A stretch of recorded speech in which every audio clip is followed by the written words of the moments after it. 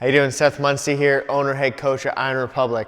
In this video, I'm going to talk about a very important principle when it comes to picking something up off the ground, okay? Whether it be a kettlebell, whether it be a pet, whether it be a child, whether it be groceries, okay? When you pick something off the ground, you don't want to lift it off the ground. Now, I know you may be thinking, well, isn't the goal to lift it off the ground, to get it off the ground? We have to lift it or we have to pick it up, right?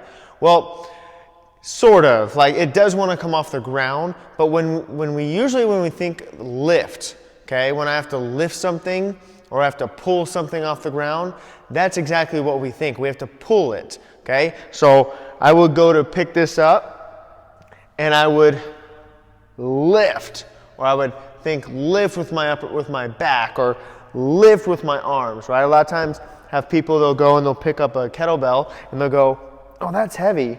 It is heavy for your arm, right? But that's not what we're trying to use here. We're trying to use these really strong muscles right back here of our posterior chain, we call it, okay? Our glutes, our hamstrings. Our glutes, these are the strongest muscles in the human body, okay? And pretty much the strongest movement the human body can do is this, which is called hip extension.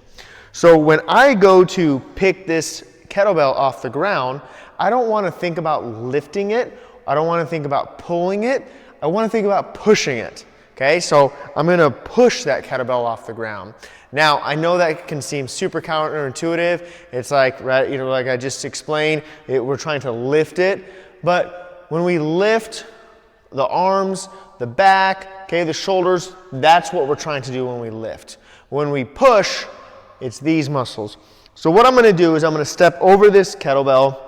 We always want to try to step over something, get as over the top of it as we can, okay, because lifting out like that, that's making us shift forward and puts a lot of stress on our lower back and our neck, our shoulders when we're reached out like that, okay.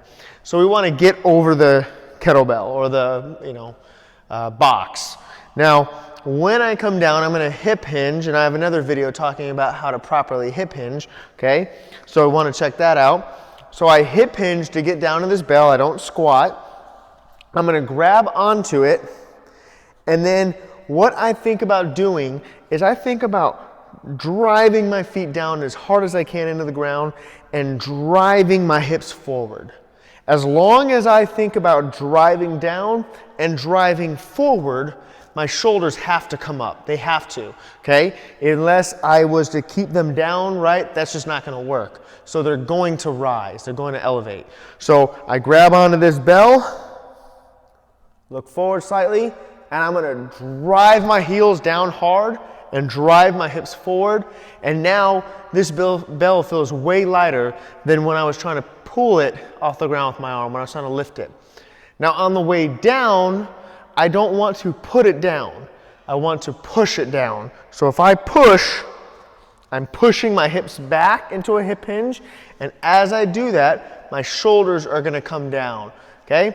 If I think put down, a lot of times when we think we got to put something down, it's, okay, I got to put it down. I got to round my back. I got to get loose here through my shoulders, extend out, okay, through my shoulders there, and I got to put this bell down, or put that box down. And that's where we're going to get a lot of stress in our lower back, maybe a lot of injuries in our lower back, our hips, our shoulders, our neck, okay?